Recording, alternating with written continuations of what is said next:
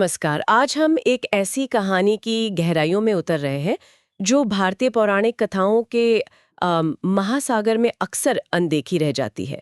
हम बात कर रहे हैं रामायण के एक पात्र संपाति की। हाँ, संपाति।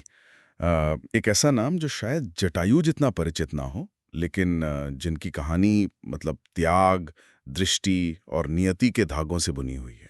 बिल्कुल। रामायण की मुख्य धारा में उनका प्रवेश भले ही कह सकते हैं संक्षिप्त हो, पर उसका प्रभाव बहुत गहरा था। सही कहा। हमारे पास जो स्रोत है वो संपाति के जीवन की उन घटनाओं पर ध्यान केंद्रित करते हैं जिन्होंने उन्हें परिभाषित किया। उनके भाई जटायु से उनका वो गहरा रिश्ता, वो पल जिसने उनकी दुनिया बदल दी, और अंततः रामायण की कहानी में उनका अप्रत्याशित लेकिन अनिर्णायक योगदान। जी। तो आज चलिए संपाति की कहानी को परत दर परत खोलते हैं, समझने की कोशिश करते हैं कि कौन थे वो, क्या था उनका बलिदान, और कैसे एक पंखीन गिद्ध ने मतलब महाकाव्य की सबसे महत्वपूर्ण खोजों में से एक को दिशा दी। ये वाकई एक दिलचस्प विरोधाभास है ना? हाँ। एक प्राणी जिसकी पहचान ही उसकी उड़ान से थी, वो अपनी उड़ान खो देता है, लेकिन फिर अपनी दृष्टि से एक अलग तरह की उड़ान से कहानी को आगे बढ़ाता है। तो शुरू करते हैं एकदम शुरुआत से। संपाति का परिचय क्या है, मतलब कौन थे वो, उनके वंश और पृष्ठभूमि के बारे में स्रोत क्या बताते हैं? देखिए, संपाति और उनके छोटे भाई जटायु दोनों ही बहुत शक्तिशाली गिद्ध थे। अच्छा। वो अरुण के पुत्र थे। हाँ। अरुण जो स्वयं गरुड़ के भाई हैं और सूर्यदेव के रथ के सारथी। हाँ, सूर्यदेव के सारथी। जी। तो आप समझ सकती हैं कि उनका वंश कितना तेजस्वी था। उनमें जन्म से ही असाधारण शक्ति थी और आकाश में ऊंचाई तक मतलब बहुत ऊंचाई तक उड़ने की अद्भुत क्षमता थी। वे सचमुच आकाश के स्वामी माने जा सकते थे अपनी युवा अवस्था में। यानी दिव्य वंश और असीम क्षमताएं। लेकिन फिर कुछ ऐसा हुआ जिसने इस तस्वीर को पूरी तरह बदल दिया। वो घटना क्या थी जिसने संपाति के जीवन की दिशा ही कह सकते हैं मोड़ दी? ये उनके यौवन काल की कहानी है। देखिए, दोनों भाइयों में गहरा स्नेह तो था, पर साथ ही एक प्रतिस्पर्धा की भावना भी थी, जैसा अक्सर युवाओं में होता है। हाँ, होता है। तो एक दिन उन्होंने एक होड़ लगाई, ये देखने की कि कौन सूर्य के ज्यादा निकट उड़ सकता है। एक तरह की शक्ति परीक्षा समझ लीजिए। ये सुनने में तो एक साहसिक पर खतरनाक खेल लगता है। सूर्य के निकट उड़ना, बाप रे। बिल्कुल, और यही हुआ। जोश में और अपनी उड़ान क्षमता के अभिमान में छोटा भाई जटायु तेजी से ऊपर उठता गया, सूर्य के करीब और करीब। ओह। लेकिन वो शायद ये भूल गए कि सूर्य सिर्फ प्रकाश नहीं, प्रचंड ताप भी है। जैसे जैसे जटायु नजदीक पहुंचे, सूर्य की जो असहनीय गर्मी थी वो उनके पंखों को झुलसाने लगी। जलने लगे? हाँ, वो जलने लगे, उनकी उड़ान लड़खड़ाने लगी। ये तो भयानक स्थिति हो गई होगी। बीच आसमान में सूर्य के ताप से जलना, कल्पना करना भी मुश्किल है। हाँ, बहुत ही विकट। बड़े भाई संपाति ने जब अपने छोटे भाई को इस प्राण संकट में देखा तो उन्होंने एक पल भी नहीं सोचा। भाई के प्रति उनका जो प्रेम था वो उनके अपने अस्तित्व पर भारी पड़ा। उन्होंने तुरंत जटायु के ऊपर आकर अपने विशाल पंख फैला दिए, उन्हें सूर्य की सीधी किरणों से बचाने के लिए एक ढाल की तरह। ढाल की तरह? अद्भुत। मतलब अपने भाई को बचाने के लिए खुद को आग के सामने कर दिया। हाँ, बिल्कुल। उन्होंने जटायु को तो बचा लिया, छोटा भाई सुरक्षित नीचे उतर आया, लेकिन इस बचाव की कीमत संपाति को चुकानी पड़ी। कीमत? कैसी कीमत? सूर्य का वो ताप जिसे जटायु क्षण भर भी नहीं सह पाए थे, वो संपाति के पंखों ने झेला, और नतीजा ये हुआ कि उनके पंख बुरी तरह जल गए, मतलब राख हो गए। उनके पंख हमेशा के लिए? सच में? जी, हमेशा के लिए। पंखों के जलते ही वो अपनी उड़ान की शक्ति खो बैठे और असहाय होकर नीचे पृथ्वी पर, कहते हैं विंध्य पर्वत पर आ गिरे। ओह! एक झटके में आकाश का वो स्वामी धरती पर आ गया, अपनी सबसे बड़ी पहचान अपनी उड़ान से वंचित होकर। ये सिर्फ पंखों का जलना नहीं था, ये तो जैसे उनके अस्तित्व का एक हिस्सा ही मिट गया। यहाँ जो बात मुझे सोचने पर मजबूर करती है वो ये है कि ये सिर्फ एक भाई का दूसरे भाई को बचाना भर नहीं था, ये उससे कहीं ज्यादा गहरा है। बिल्कुल। ये उस पल में लिए गए निर्णय, उस निस्वार्थ त्याग की कहानी है। उन्होंने अपनी शक्ति, अपनी पहचान, अपना भविष्य, सब कुछ दांव पर लगा दिया। आपने सही पकड़ा। ये घटना उनके चरित्र का केंद्रीय तत्व बन गई। ये सिर्फ एक दुर्घटना नहीं थी, ये एक चुनाव था, प्रेम और त्याग का चुनाव।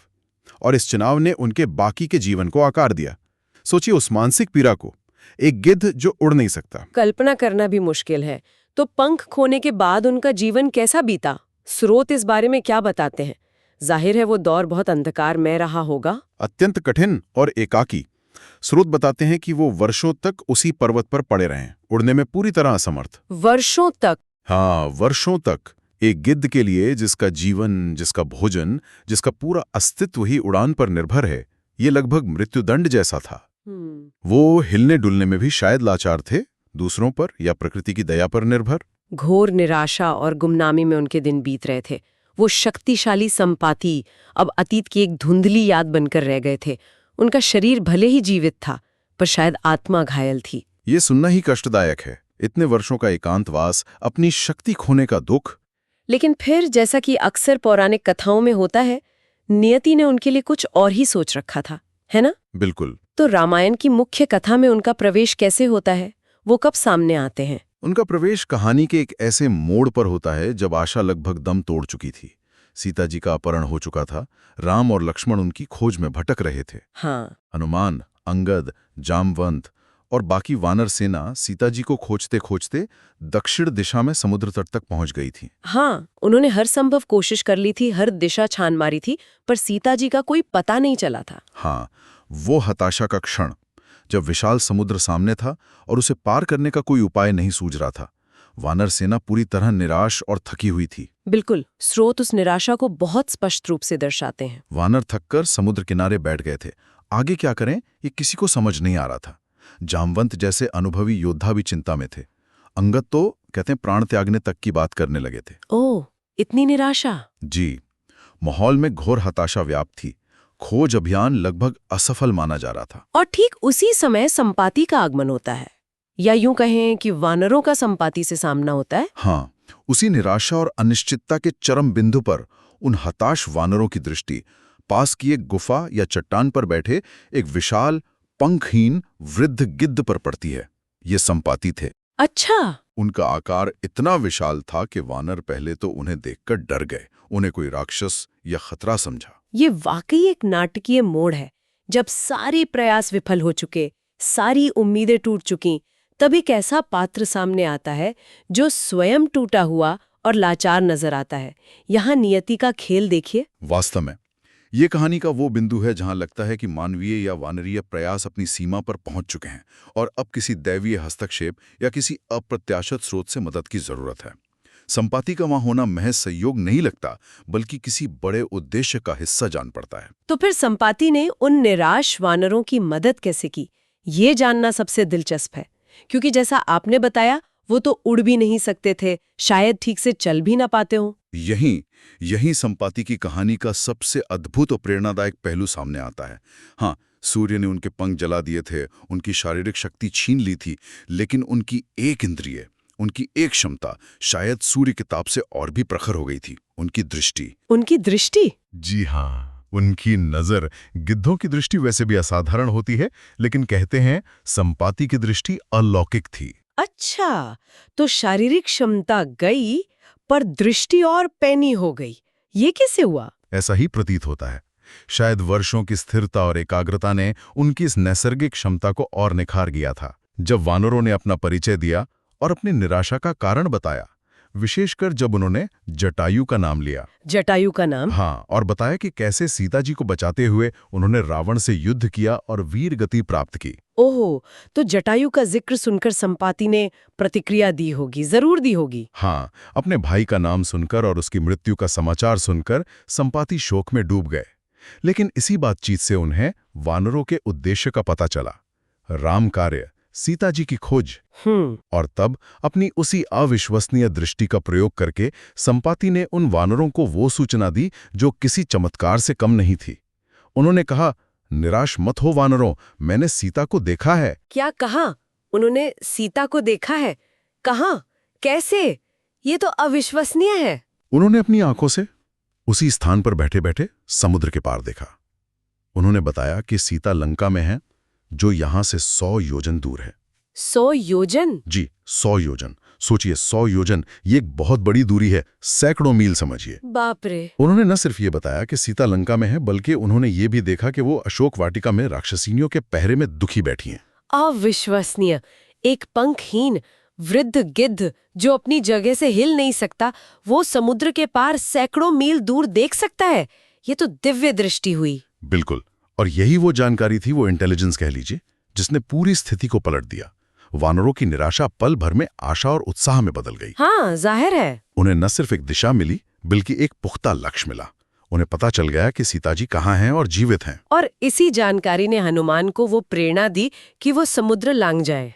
निश्चित रूप से संपाति के शब्द अमृत की तरह थे।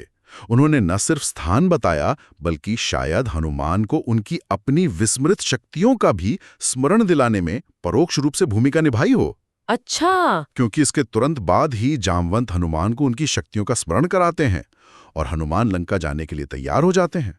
संपाति की सूचना उस पूरी तैयारी का आधार बनी। यहाँ जो बात मुझे सबसे ज्यादा प्रभावित करती है वो ये है कि कैसे उनकी शारीरिक अक्षमता, मतलब पंखों का न होना, उनकी अद्वितीय क्षमता यानी तीक्ष्ण दृष्टि को ढक नहीं पाई। हाँ, बल्कि शायद उसी अक्षमता ने उन्हें अपनी दूसरी शक्तियों पर ध्यान केंद्रित करने को विवश किया हो। अक्सर हम बाहरी कमियों को देखकर व्यक्ति की आंतरिक क्षमताओं का अंदाजा लगाने में गलती कर बैठते हैं। पद का जीवंत प्रमाण है। उनकी जानकारी ने सिर्फ दिशा नहीं दी, उसने पूरे खोज अभियान को, पूरे राम कार्य को एक नई गति और संभावना दी। ये दिखाता है कि योगदान किसी भी रूप में आ सकता है और अक्सर वहां से आता है जहां से उसकी उम्मीद सबसे कम होती है। वो एक कह सकते हैं अप्रत्याशित नायक थे। तो अगर हम संपाति की पूरी जीवन यात्रा और रामायण में उनकी भूमिका को समेटें, तो इससे मुख्य निष्कर्ष या सबक क्या निकलते हैं? ये कहानी हमें क्या सिखाती है? देखिए, पहला और सबसे स्पष्ट सबक तो निस्वार्थ प्रेम और बलिदान का है। भाई के लिए अपने पंखों की, अपनी पहचान की आहुति देना, ये सिर्फ शारीरिक त्याग नहीं था, ये अपने भविष्य, अपनी आकांक्षाओं का त्याग था। मतलब ये प्रेम की पराकाष्ठा है। हाँ, वो त्याग जिसने उन्हें वर्षों के अंधकार में धकेला, लेकिन शायद किसी गहरे उद्देश्य के लिए तैयार भी किया। और दूसरा सबक, दूसरा है प्रतिकूलता में भी संभावना का बने रहना। सोचिए, वर्षों की पंखीनता, एकाकीपन, शायद आत्मग्लानि भी, इस सब के बावजूद उनके अंदर वो असाधारण दृष्टि बची रही और सही समय पर उसका उपयोग करने का अवसर भी मिला।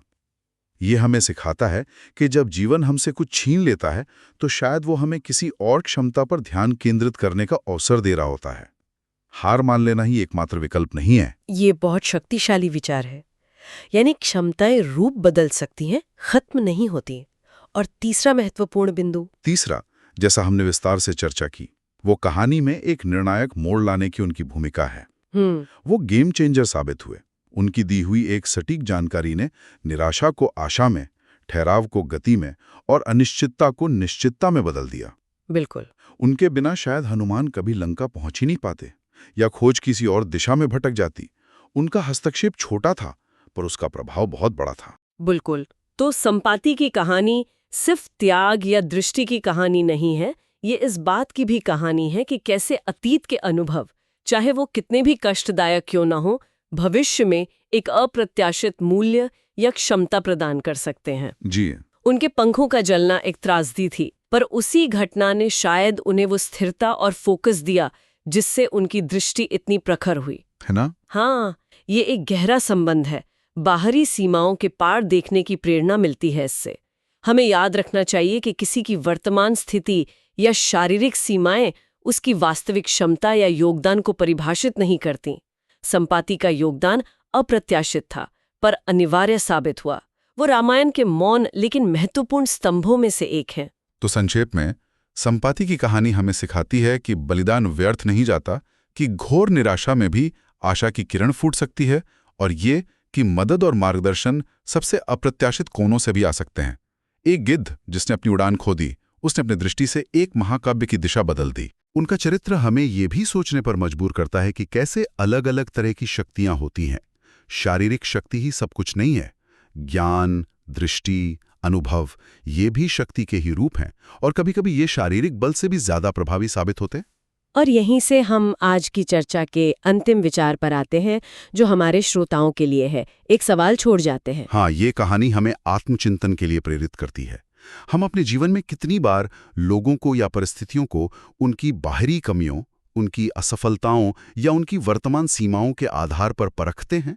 और ऐसा करते हुए क्या हम अनजाने में उनकी छिपी हुई शक्तियों, उनके अद्वितीय दृष्टिकोण या उनके अप्रत्याशित योगदान की संभावना को नजरअंदाज कर देते हैं, सिर्फ इसलिए कि वो हमारी बनी बनाई धारणाओं या अपेक्षाओं में फिट नहीं बैठते? बिल्कुल। और एक और बात, क्या हमारे अपने जीवन के अनुभव, हमारी अपनी खोई हुई उड़ानें या अतीत के जले हुए पंख हमें भविष्य में किसी अलग तरह की दृष्टि या क्षमता प्रदान कर सकते हैं जिसका हमें अभी अंदाजा भी न हो? हाँ, इस पर विचार करना जरूरी है। शायद हमारी सबसे बड़ी ताकत वहीं छिपी हो जहां हम अपनी सबसे बड़ी कमजोरी देखते हैं। अगर आपको ये वीडियो पसंद आई है तो इसे ज़रूर लाइक करें, कमेंट सेक्शन में अपना ओपिनियन बताएं और चैनल को ज़रूर सब्सक्राइब करें। मिलते हैं अगली वीडियो में, तब तक के लिए नमस्कार।